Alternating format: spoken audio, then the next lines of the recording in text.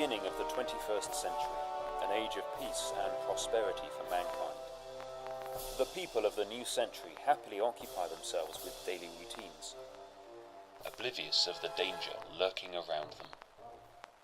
An enemy long thought defeated has returned.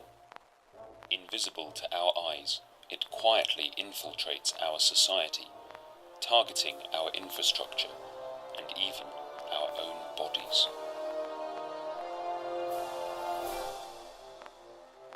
Biofilm is essentially a structure made up of many different substances such as bacteria and starchy sort of substances that hold bacteria together, and it often forms on a surface. It's been estimated that around 60% or more of infections by microorganisms are because they're causing a biofilm, because they're growing on a surface somewhere in our body.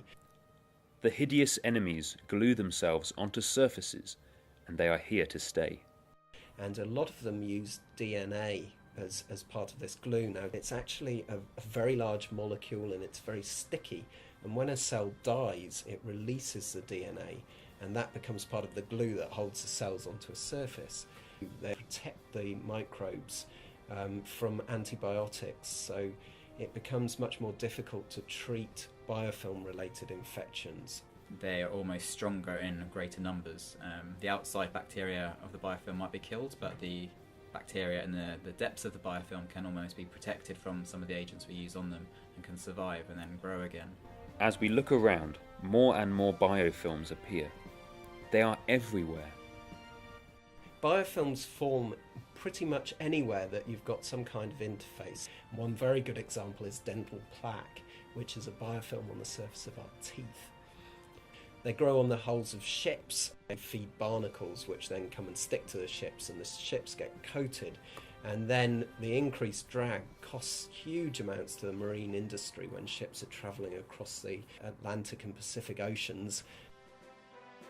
The enemy's attack will not go unanswered. Scientists at Newcastle University are rising to the challenge.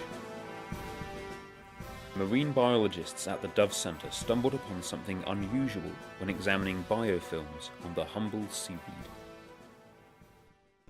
And so the marine group started looking for possible natural compounds present in the marine environment that might actually help to remove biofilms from the hulls of ships. And they ultimately purified what turned out to be an enzyme that degrades DNA. A single enzyme that comes from a microorganism that lives on the surface of the seaweed can chop up DNA from anywhere. Armed with this enzyme, a new weapon will be forged. A weapon that will efficiently attack biofilms. Biofilms are such a big issue across the globe in so many different industries, and all sorts of different chemical plants are fouled by biofilms. In the oil industry, they corrode pipelines, and then the oil leaks out and you lose all the oil, so they're worth millions of pounds. So there are lots of possibilities.